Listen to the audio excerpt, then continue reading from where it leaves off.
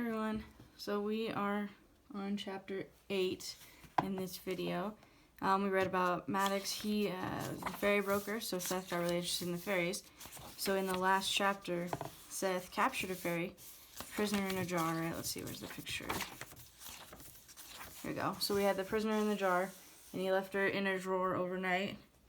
So yeah, we're just going to keep learning things about Fablehaven. Our next chapter is called Retaliation. Retaliation means to get back at someone. So if someone does something to you that you don't like, you might retaliate and do something back to them. So that's kind of what this chapter is based on. So we're going to read it first, and then I have some questions at the end. It's just some comprehension questions and some why you think these things are happening questions. No activity today. So, Retaliation. Seth wiped sleep from the corner of his eyes and stared at the ceiling for a moment. Rolling over, he saw that Kendra was not in her bed. Daylight streamed through the window. He stretched, arching his back with a groan. The mattress felt inviting. Maybe he could get up later. No, he wanted to check on the fairy. He hoped some sleep had calmed her. Kicking off the tangled covers, Seth hurried over to the dresser. Pulling it open, he gasped. The fairy was gone. In her place was a hairy tarantula with striped legs and shiny black eyes. Had it eaten her? He checked the lid. It was still on tight. Then it registered that he had not consumed milk yet. Remember, drinking the milk means that you can see all the magical creatures. So if he hasn't had any milk, he would assume that this tarantula-looking thing is just the fairy's disguise from humans, right? This could be another form of the fairy that it appeared in. He would have expected a dragonfly, but suppose a tarantula was possible. Also, he noted that the mirror in the jar was broken. Had she smashed it with the pebble? It seemed like a good way to cut herself. No roughhousing, he scolded. I'll be right back.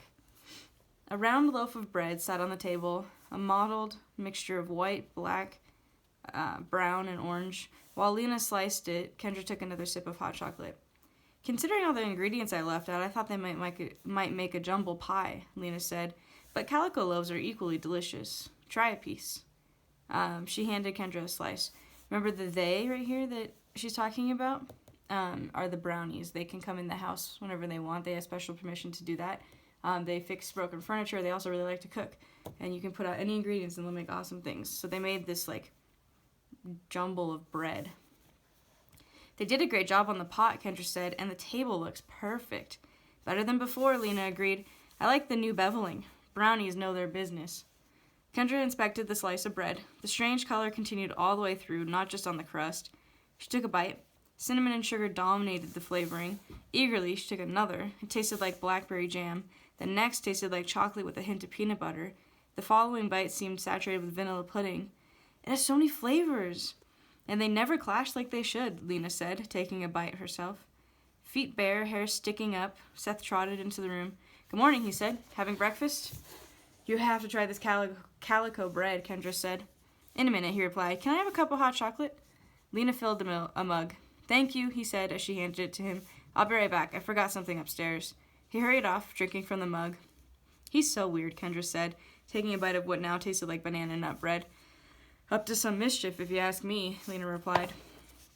Seth set the mug on the dresser, taking a calming breath. He silently prayed that the tarantula would be gone and the fairy would be there. He slid the drawer open. A hideous little creature glared up at him from inside the jar. So it's not a tarantula anymore. Bearing pointy teeth, it hissed at him. Covered in brown, leathery skin, it stood taller than his middle finger. It was bald, with tattered ears, a narrow chest, a pot belly, and shriveled, spindly limbs. The lips were frog-like, the eyes a glossy black, the nose a pair of slits above the mouth.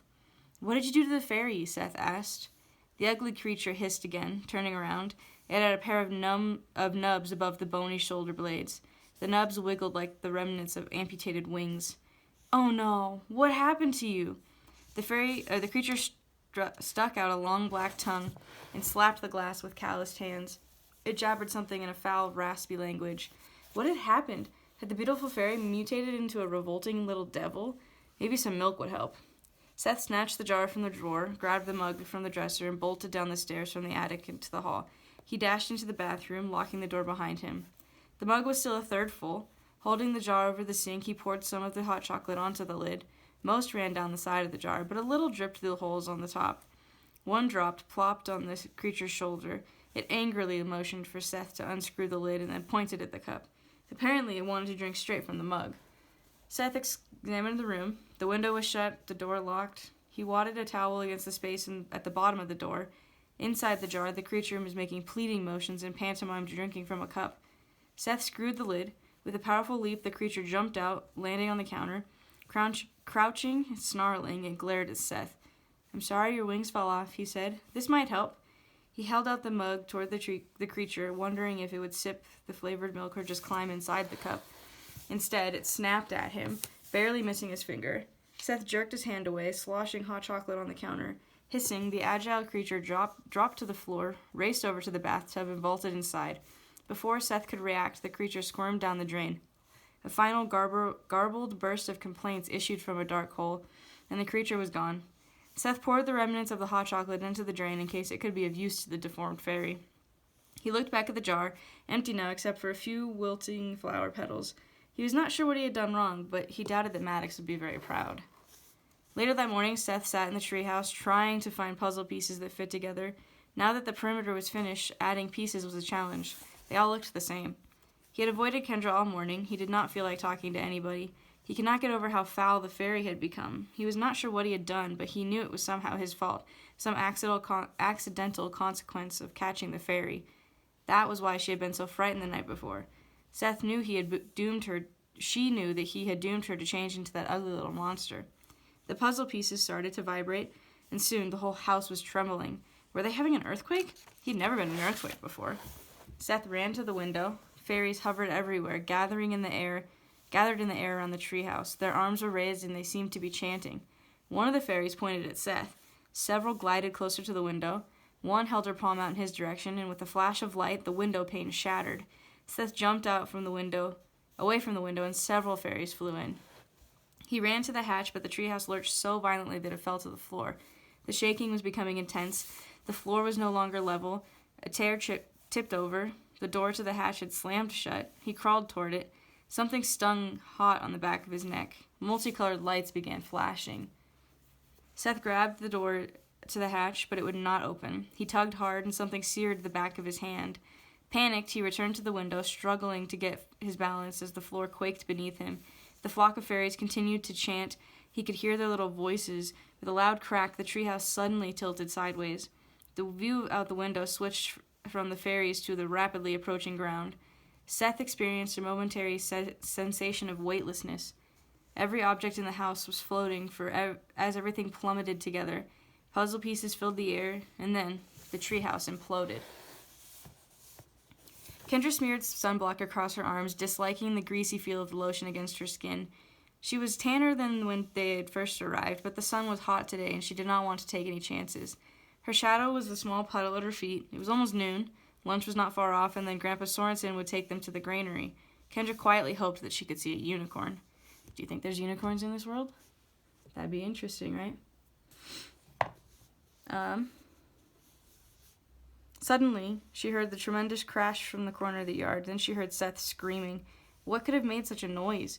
She did not have to run far in order to see the broken pile of rubble at the base of the tree. Seth was sprinting toward her. His shirt was torn, and he had blood on his face. Scores of fairies appeared to be in pursuit. Her initial thought was to make a joke about the fairies wanting revenge for him trying to catch them, until she realized it was probably true. Had the fairies thrown down the treehouse? "They're after me," he yelled. "Jump in the pool," Kendra called. Seth swerved in the direction of the pool and began pulling off his shirt. The ominous cloud of fairies had no trouble keeping up with him. They hurled sparkling streams of glitter. Casting his shirt aside, Seth sprang into the water. "The fairies are after Seth," Kendra cried, watching in horrified dismay. The fairies hovered over the pool. After a few moments, Seth surfaced. In flawless synchronization, the cloud of fairies swooped, diving toward him. He yelled as blazing rays of light began flaring around him and ducked underwater again. The fairies plunged in after him. He came to the surface gasping. The water churned. Seth floundered at the center of the underwater pyrotechnics display. Kendra rushed to the edge of the pool. "Help!" he cried, raising a hand out of the water. The fingers were fused together like a flipper. Kendra screamed, "They're attacking Seth! Help! Somebody! They're attacking Seth!"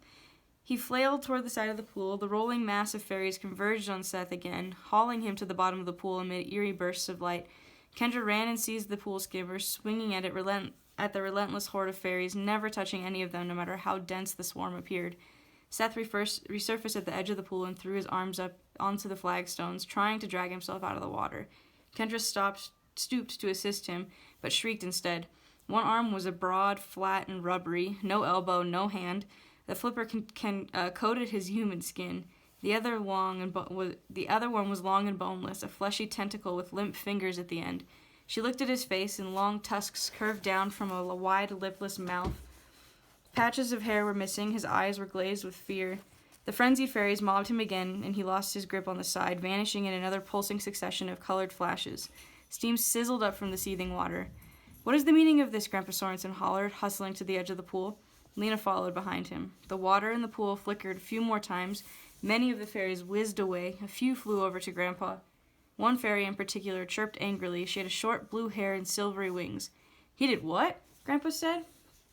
An unrecognizable monstrosity heaved itself out of the water and lay panting on the flagstones. The deformed creature had no clothes. Lena crouched beside him, placing a hand on his side. "He had no idea that would happen," Grandpa complained. "It was innocent." The fairy twittered her disapproval. Kendra gaped at the freakish form of her brother. Most of his hair had fallen out, revealing a lumpy scalp stippled with moles. His face was broader and flatter, with sunken eyes and tusks the size of bananas protruding from his mouth. A misshapen hump swelled high above his shoulders. On his back, below the hump, 4 blowholes puckered for air. His legs had united into a single crude tail. He slapped the ground with his flipper arm. The tentacle writhed like a snake. "An unlucky coincidence," Grandpa said consolingly. "Most unfortunate. Can't you have mercy on the boy?" The fairy chirped vehemently. "I'm sorry you feel that way. I feel terrible about what happened. I assure you the atrocity was unintentional." After a final burst of squealing sounds, the fairy zoomed away. "Are you okay?" Kendra said, squatting beside Seth.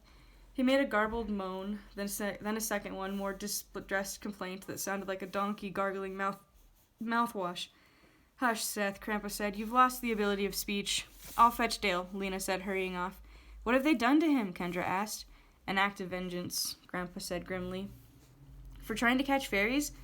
"For succeeding." "He caught one?" "He did." "So they turned him into a deformed walrus? I thought that they couldn't use magic against us."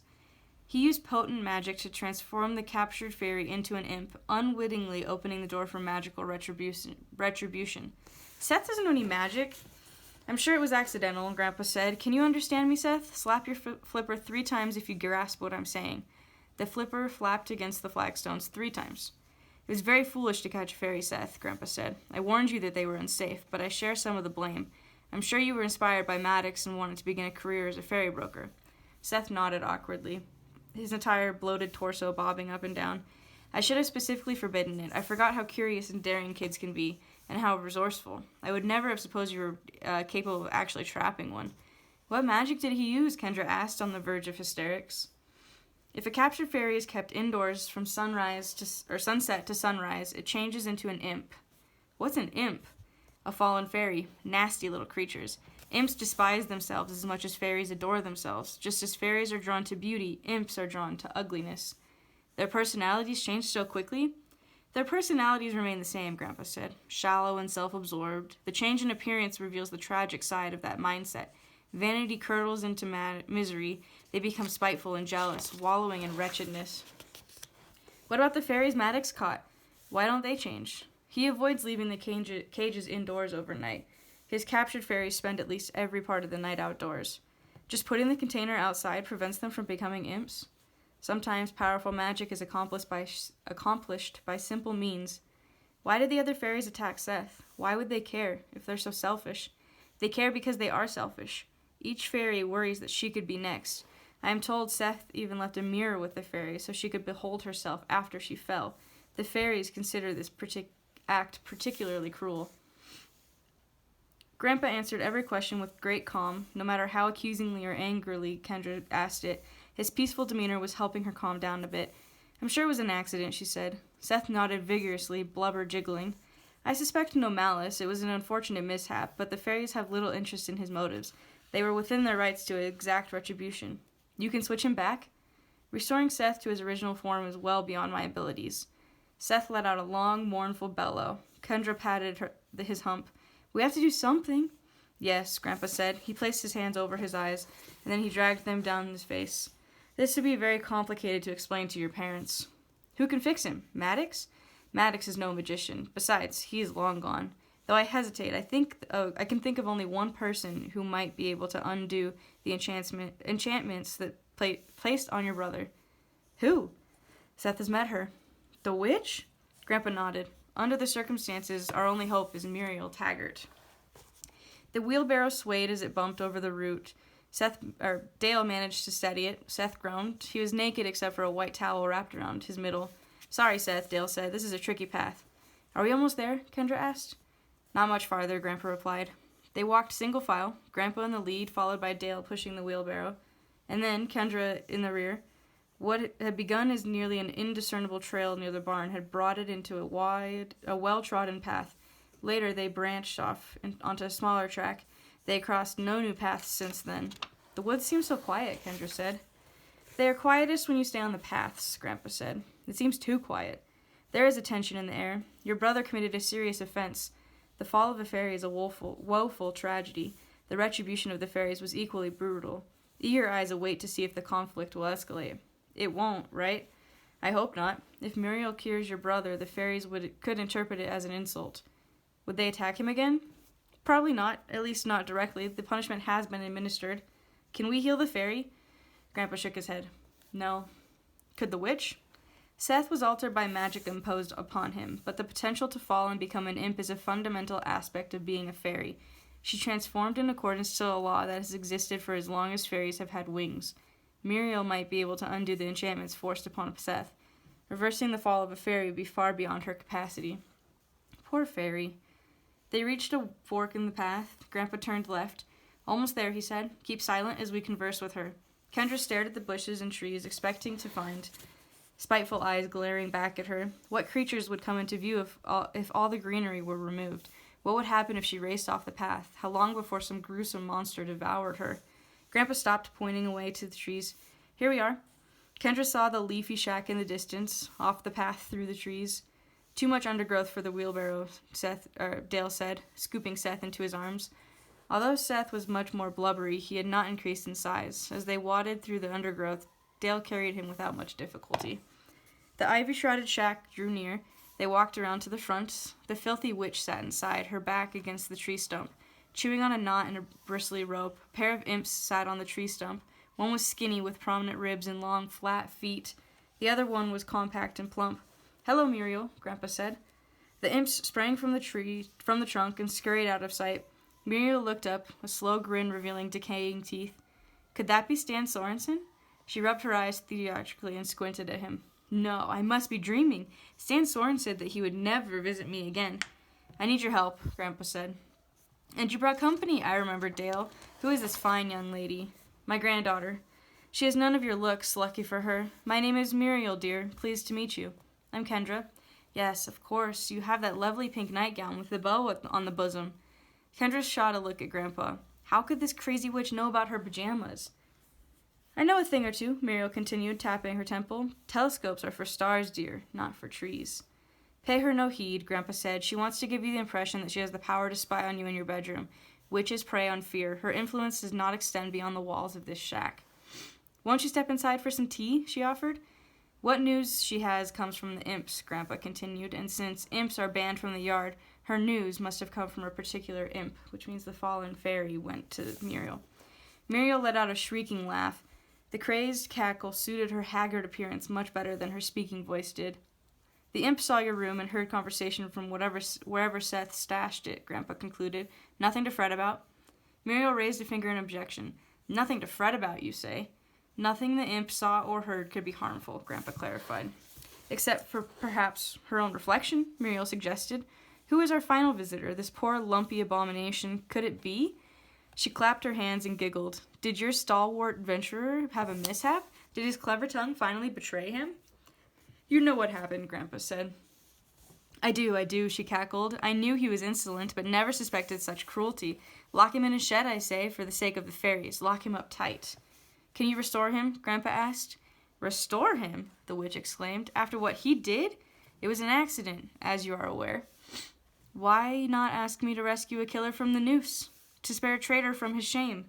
Can you do it? Shall I conjure up a medal for him to wear as well, a badge of honor for his crime? Can you? Muriel dropped the act. She regarded her visitors with a sly expression. You know the price. I can't loosen a knot, Grandpa said. Muriel tossed her gnarled hands up in the air. You know I need the energy from the knot for the spell, she said. He has more than 70 separate hexes operating on him. You ought to untie 70 knots. What about no dickering around? One knot and your beastly grandson will be restored to his original form. Without the knot, I would never be able to counter the enchantment. This is fairy magic. You know the price before you came. Grandpa sagged. Show me the rope. Lay with the boy at my threshold. Dale placed Seth in front of the door. Standing in the doorway, Muriel held the rope out to Grandpa. There were still 2 knots. Both had dried blood on them. One was still moist with saliva. Take your pick, she said. Of my own free will, I sever this knot, Grandpa said. Leaning forward, he blew gently on the higher of the 2 knots. It unraveled. The air trembled. On hot days, Kendra had seen the air shimmer in the distance. This was similar, but right in front of her. She felt pulsing vibrations like she was standing in front of a powerful stereo speaker during a song with lots of bass. The ground seemed to be tipping. Muriel extended a hand over Seth. She mumbled an unintelligible incantation. His blubber rippled as if he were boiling inside. It looked like thousands of worms were under his skin, squirming to find a way out. Putrid vapor fumed up from his flesh. His fat appeared to be evaporating. His misshapen body convulsed. Kendra extended her arms and swayed as the ground teetered even more. There was a burst of darkness, an anti-flash, and Kendra stumbled, barely catching herself. The odd sensation ended, the air cleared, and balance returned. Seth sat up. He looked exactly like his old self. No tusks, no flippers, no blowholes, just an 11-year-old kid with a towel wrapped around his waist. He scrambled away from the shack and got to his feet. Satisfied? Muriel asked. How do you feel, Seth? Grandpa inquired. Seth patted his bare chest. I feel better. Muriel grinned. Thank you, little adventurer. You did me a great service today. I'm indebted to you. You shouldn't have done it, Grandpa, Seth said. Had to be done, he replied. We best be going. Stay a while, Muriel offered. No thanks, Grandpa said. Very well. Spurn my hospitality. Kendra, nice to meet you. May you find less happiness than you deserve. Dale, you are as mute as your brother and nearly as pale. Seth, please have another mishap soon. Stan, you lack the wit of an orangutan. Bless your soul. Do not be strangers. Kendra gave Seth socks, shoes, shorts, and a shirt. Once he put them on, they returned to the path. Can I ride in the wheelbarrow on the way back? Seth asked. You ought to push me, Dale grumbled. How did it feel being a walrus? Kendra asked. Is that what I was? Well, a humpback mutant walrus with a deformed tail, she clarified. I wish we had a camera. It was weird breathing through my back. It was also hard to move. Nothing felt right. Might be safer not to converse so loudly, Grandpa said. I couldn't talk, Seth said more quietly. It felt like I still knew how, but the words came out all tangled. My breath and my tongue were different. My mouth and my tongue were different. What about Muriel? Kendra asked. If she unties that last knot, will she be free? She was originally bound by 13 knots, Grandpa said. She can loosen none of them on her own, though it doesn't stop her from trying. But other mortals can undo the knots by asking for a favor and blowing on them. Powerful magic holds the knots in place. When released, Muriel can channel that magic into granting the favor. So if you ever need her again, I will look elsewhere, Grandpa said. I never wanted her to get down to a single knot. Freeing her is not an option. I'm sorry I ended up helping her, Seth said. Did you learn anything from this ordeal? Grandpa asked. Seth lowered his head. I feel really bad about the fairy, and she didn't deserve what happened to her. Grandpa made no response, and Seth kept studying his shoes. I shouldn't have messed around with magical creatures, he finally admitted. Grandpa placed a hand on his shoulder. I know you meant no harm, but around here, what you don't know can hurt you, and others, if you have learned to be more careful. If you have learned to be more careful and compassionate in the future, and to show greater respect for the inhabitants of this preserve, then at least some good will come of all of this. I learned something too, Kendra said. Humans and walruses should never mix. Alright, that's the end of that chapter. The next chapter is called Hugo. It's a good chapter. I like that one coming up. So let's do just a few questions to go with this, and you can get on with your day. So chapter 8, the questions we have. Number 1, what did Seth find in the jar instead of the fairy? Number 2, how did the deformed fairy get away from Seth? Number 3, what did the fairies do to Seth? Number 4, why were the fairies able to use magic on Seth? Number 5, oh, I skipped one. Oh well. Who is the only one who can turn Seth back? Number 6/7, what was the price to restore Seth to human form? Number 8, why did the fairies attack Seth? Number 9, Seth didn't know about the rules for capturing a fairy that if you kept them inside overnight they would change. So was his punishment from the fairies fair, even though he didn't know about the rules? Tell me why or why not. Number 10, in your opinion, did Seth learn his lesson about meddling with magic? Did he? At the end, he didn't really say much. And the last one, write a paragraph describing what you would do at Fablehaven if you got to go. So, what adventures would you do if you were in Fablehaven? Okay? Alright, that's it. Have a good day, everybody.